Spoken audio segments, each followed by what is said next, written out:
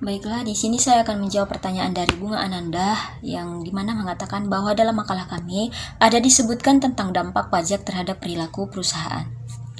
Saya akan membacakan pertanyaannya, yang dimana pertanyaannya berisi sejauh mana struktur pajak itu mempengaruhi perusahaan dan apakah kebijakan pajak seharusnya didesain untuk mengurangi insentif perusahaan untuk bermain-main dengan struktur hukum guna menghindari pajak.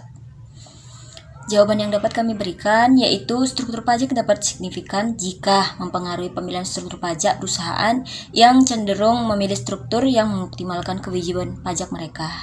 Nah, dari kebijakan pajak itu sebaiknya dirancang untuk mengurangi insentif perusahaan, bertujuan untuk melakukan penghindaran pajak dengan memanfaatkan celah-celah hukum. Selanjutnya, hal ini juga bertujuan untuk menciptakan sistem pajak yang adil dan mendorong kepatuhan perusahaan terhadap aturan suatu perpajakan. Oke, jadi pertanyaannya, apakah dengan diadakannya insentif pajak khusus seperti pembahasan pajak tertentu atau insentif fiskal dapat mempengaruhi mobilitas geografis individu dan bagaimana dampaknya terhadap perekonomian di suatu daerah? Jadi jawabannya dapat, iya. Insentif pajak khusus seperti pembahasan pajak atau insentif fiskal dapat mempengaruhi mobilitas geografis individu.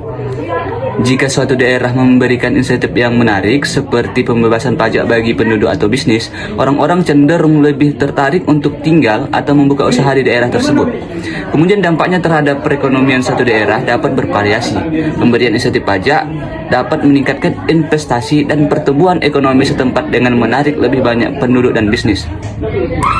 Namun, hal ini juga dapat menimbulkan dampak negatif pada daerah lain jika individu atau perusahaan memutuskan untuk pindah dari daerah yang tidak memberikan insentif serupa. Selain itu, perlu dipertimbangkan keberlanjutan kebijakan insentif pajak tersebut dan potensi dampak jangka panjangnya terhadap penerimaan pajak tersebut. Sebagian.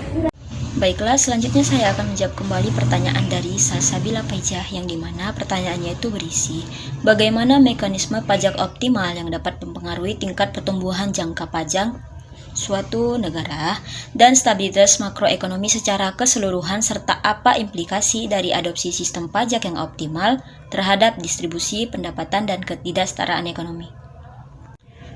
Jawaban yang dapat kami berikan atas pertanyaan Salsabila Paijah yaitu pajak optimal dapat mendukung pertumbuhan jangka panjang dan stabilitas makroekonomi dengan merancang insentif yang mendorong investasi, motivasi, dan produktivitas.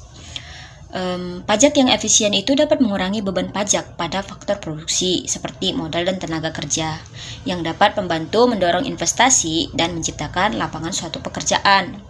Nah, dalam hal distribusi pendapatan, pajaklah yang harusnya mengoptimalkan dan mempertimbangkan keseimbangan antara keadilan sosial dan efisiensi ekonomi.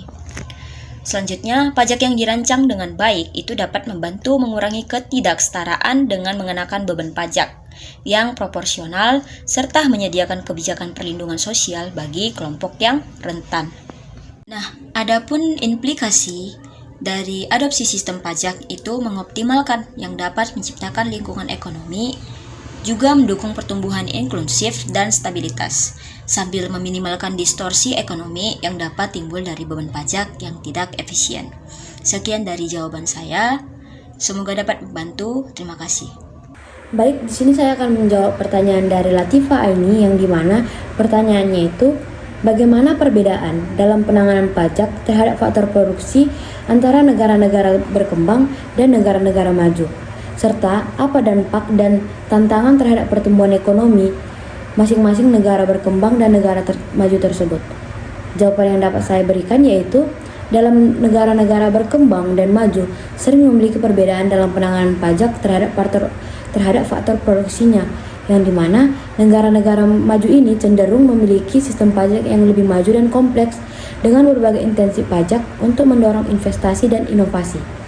Mereka dapat memberlakukan tarif pajak yang lebih rendah atau insentif pajak bagi perusahaan besar sektor-sektor tertentu untuk mendorong pertumbuhan ekonomi mereka. Sedangkan sebaliknya dalam negara-negara berkembang yang dimana mungkin negara mereka memiliki sistem pajak yang kurang berkembang dengan tarif pajak yang lebih tinggi dan kurangnya intensif untuk menarik suatu investasi. Hal ini dapat menjadi hambatan bagi pertumbuhan ekonomi dalam negara berkembang tersebut karena dapat mengurangi daya saing dan menghalangi investasi asing. Sebagai contoh, saya mengambil contoh yang dimana dalam Amerika Serikat memiliki berbagai intensi pajak untuk perusahaan teknologi dan riset untuk mendorong suatu inovasi. Di sisi lain, berbagai negara-negara berkembang mungkin menghadapi tantangan dalam menciptakan lingkungan pajak yang kondusif bagi pertumbuhan sektor tertentu seperti dalam sektor pertanian dan industri kecil dan menengah. Dan dampak dari perbedaan ini dapat terlihat dalam pertumbuhan ekonomi, yang dimana negara-negara maju lebih cenderung memiliki pertumbuhan ekonomi yang lebih tinggi karena sistem pajak yang mendukung inovasi dan investasi. Sementara dalam negara-negara berkembang, mungkin menghadapi kesulitan dalam menciptakan suatu pertumbuhan ekonomi yang seimbang karena adanya kendala pajak yang membatasi dalam sektor investasi dan inovasi. Dan masih banyak lagi gambaran umum terhadap faktor yang dapat mempengaruhi pertumbuhan ekonomi dalam negara-negara maju dan berkembang tersebut. Sekian jawaban dari saya, kiranya Latifah ini dapat menerima jawaban dari saya tersebut. Terima kasih.